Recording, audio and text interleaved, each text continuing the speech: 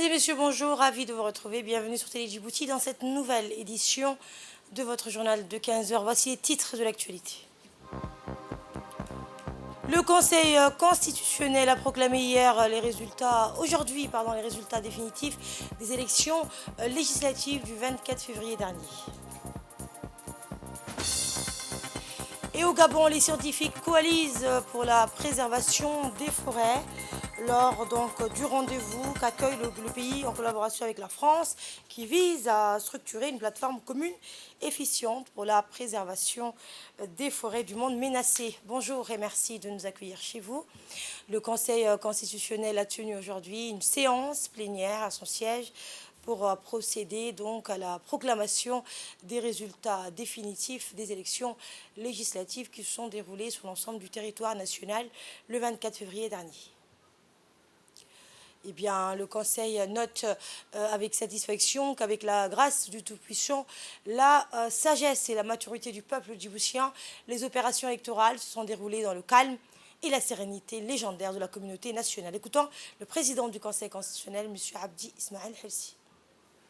Des lois organiques relatives aux élections et celles portant organisation et fonctionnement du Conseil constitutionnel, le Conseil constitutionnel a tenu une séance plénière ce jour, du 2 mars 2023, à son siège pour procéder à la proclamation des résultats définitifs des élections législatives qui se sont déroulées sur l'ensemble du territoire national le 24 février 2023.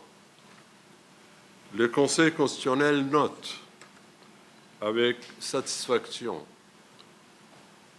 qu'avec la grâce des Tout-Puissants, la sagesse et la maturité des Djiboutiens, les opérations électorales se sont déroulées dans le calme et la sérénité légendaire de la communauté nationale sur l'ensemble du territoire national.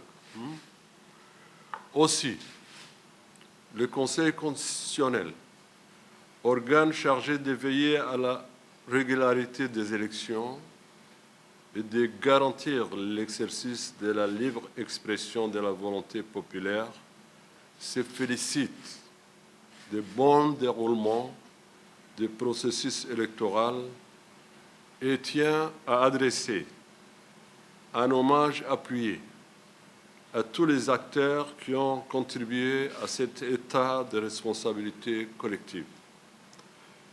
Je cite avant tout la population djiboutienne, l'administration des ministères de l'Intérieur et ses démembrements, organisateurs du scrutin, la CENI, la Commission électorale nationale indépendante, chargée de la supervision des opérations électorales, les partis politiques et les regroupements de partis politiques ayant présenté des listes des candidats et tous ceux et celles qui, individuellement ou collectivement, contribuaient pour que le scrutin se déroule dans un environnement apaisé. Et c'est là la presse de la République de Djibouti, la presse écrite et orale, a contribué à sa manière à cette situation de régularité des élections. C'est dans cet esprit que le Conseil constitutionnel proclame le résultat définitif des élections législatives du 24 février 2023, comme suit. Dans la circonscription de Djibouti-Ville, votant suffrage exprimé, 91 717. Candidats en lice, IMP et IDJ. Le groupement de l'IMP obtient 81 628 voix, soit 89%, et obtient 28 sièges. Le parti IDJ obtient 10 089 voix, soit 11%, et obtient 7 sièges dans les circonscriptions de la ville de Djibouti. À Arta, où il y avait les deux listes en lice, le nombre de suffrages exprimés était de 9 366. L'UMP obtient 8 683, soit 93%, et obtient les 3 sièges à pourvoir dans cette circonscription. L'UDJ obtient 683 voix, soit 7,7%, et obtient 0 siège. À Lissabié, suffrage exprimé 14 551, UMP obtient 14 551, 100% de suffrages exprimés, et obtient les 6 sièges à pourvoir. Derel, suffrage exprimé 22 496, UMP obtient 22 496, 100% de suffrages exprimés, et remporte les 11 sièges pourvus.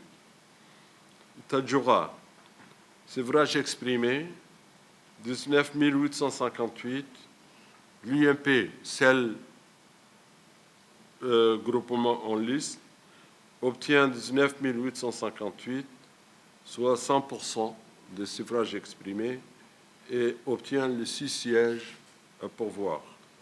Obok, suffrage exprimé 12 442, UMP, seul groupement de partis politiques en liste, obtient 12 442, 100% des suffrages exprimés, et donc obtient les 4 sièges à pourvoir.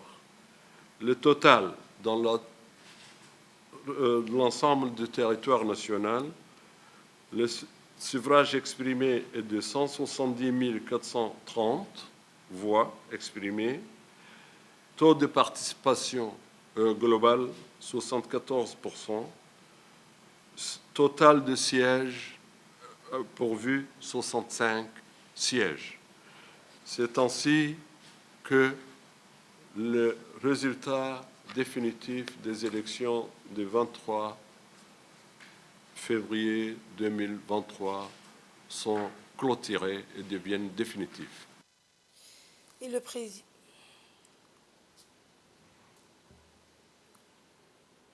Et le président de la République, Ismaël Omar Guelleh, s'est réjoui de la quiétude et de la transparence et de l'ordre dans lesquels les opérations du vote du 24 février se sont déroulées dans notre pays. Le chef de l'État a ensuite décrit cette situation d'insigne, marque de maturité politique des Djiboutiens et de preuve avancée de leur attachement profond à la préservation de nos acquis phares dans l'unité, la cohésion, la paix et la stabilité. Je tiens à exprimer mes chaleureuses félicitations à l'ensemble des membres élus à notre Parlement et forme l'espoir que la mandature qui s'ouvre sera couronnée de succès. A dans sa foulée noté le président Guelleh.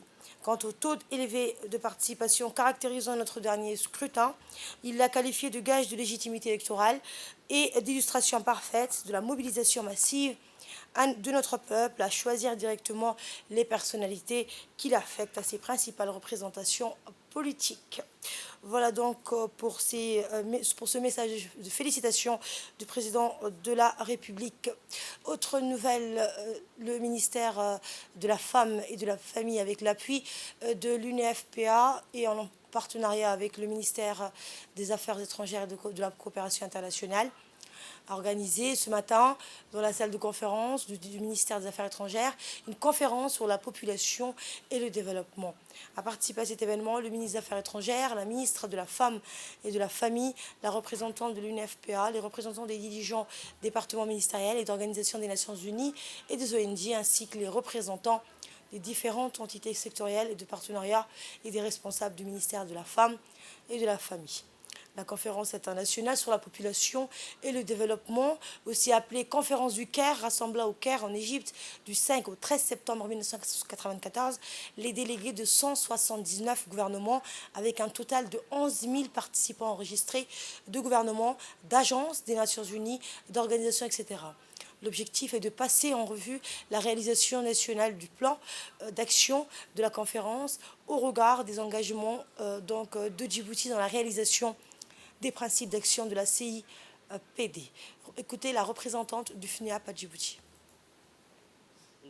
Qui a placé la dignité individuelle et le droit de l'homme, y compris le droit de planifier sa famille, au cœur même du développement.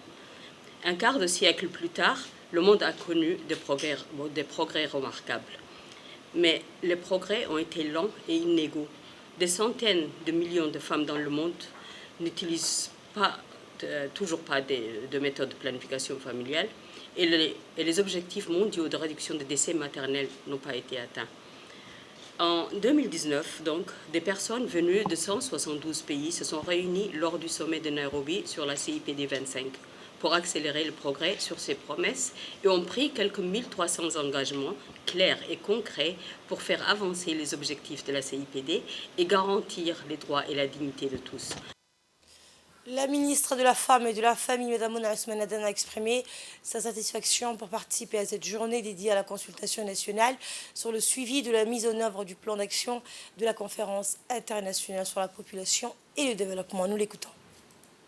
Notre engagement en faveur de la concrétisation de ce plan d'action dans toutes ses composantes est résolu car il a ouvert des fenêtres d'opportunités et on fait prendre conscience à l'ensemble de la population et des communautés internationales des enjeux sociaux, économiques et politiques associés aux diverses trajectoires démographiques.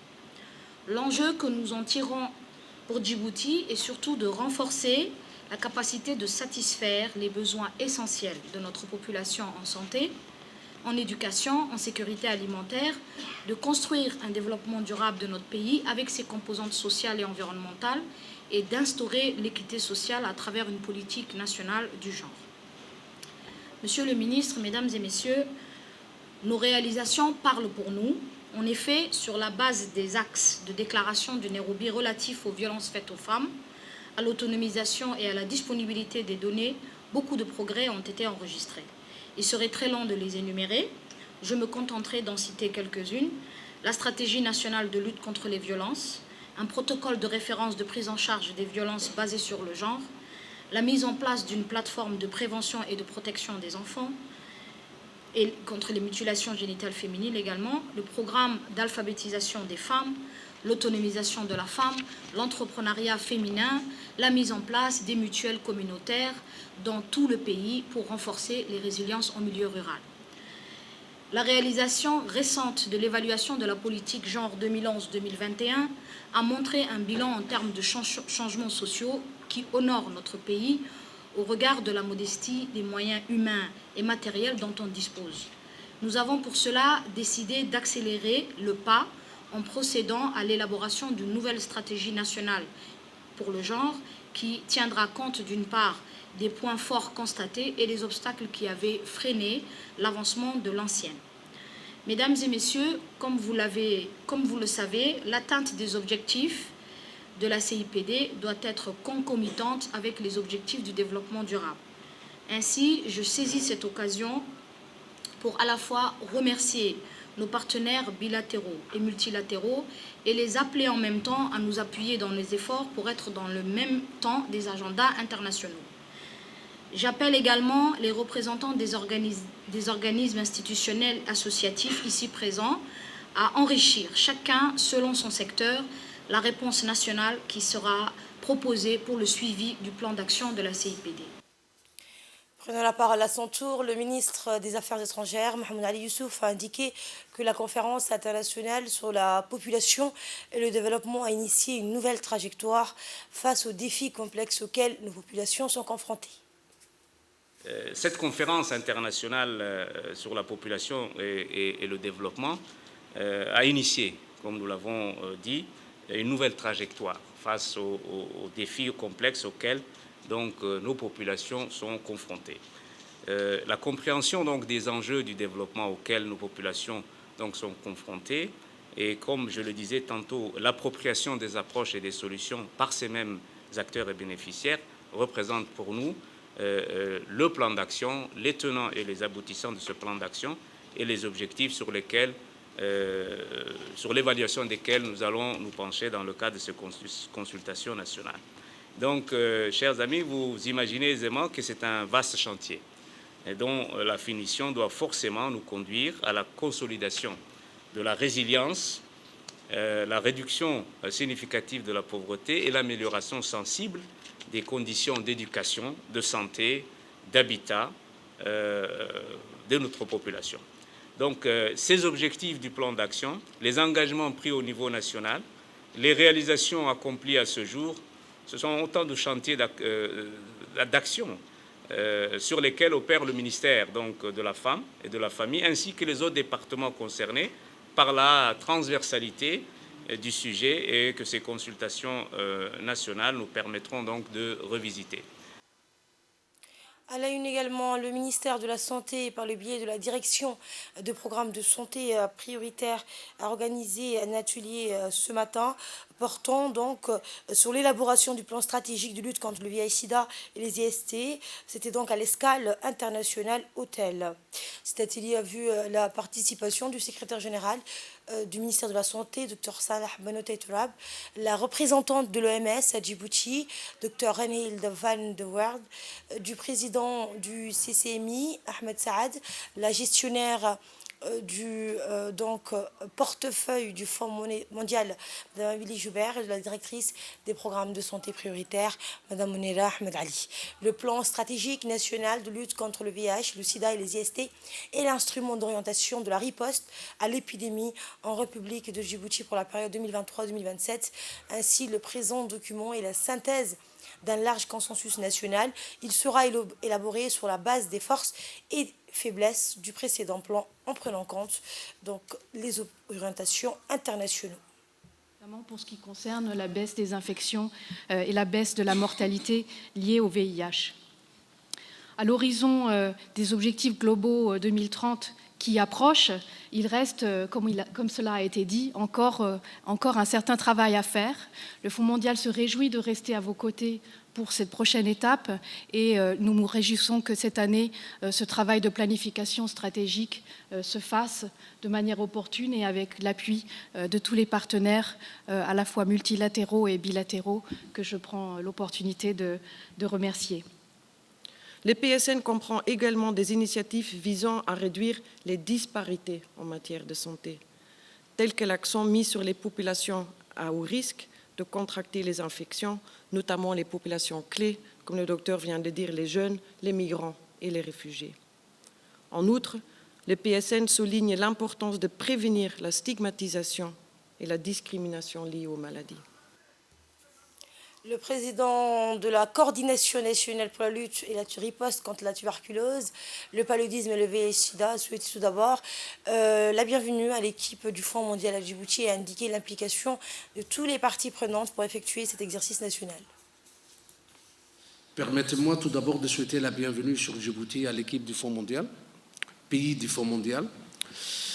Mesdames et messieurs, pour effectuer cet exercice, nous avons voulu impliquer, comme d'habitude, l'ensemble des acteurs de la société, des différents secteurs, à savoir le secteur public, le secteur parapublic, les partenaires au développement, le système des Nations Unies et la société civile, et plus particulièrement les représentants des personnes vivantes avec les maladies et les populations clés. Cette implication de la société civile s'est avérée également productive et plus que nécessaire lors de l'élaboration des plans stratégiques pour le paludisme et la tuberculose. Comme vous le savez, le développement d'un plan stratégique constitue à identifier les objectifs stratégiques pour la lutte contre cette maladie ainsi qu'aux mesures supposées permettre de les atteindre. Ces objectifs et les mesures envisagées doivent être conformes au mandat et aux résolutions de l'Organisation mondiale de la santé. Et c'est pour cela que notre nouveau plan stratégique pour le VIH, conformément aux directives de l'OMS et de la nouvelle stratégie mondiale de l'ONU-SIDA, portera aussi sur les hépatites, comme l'a évoqué le Dr Kamal, et les infections sexuellement transmissibles.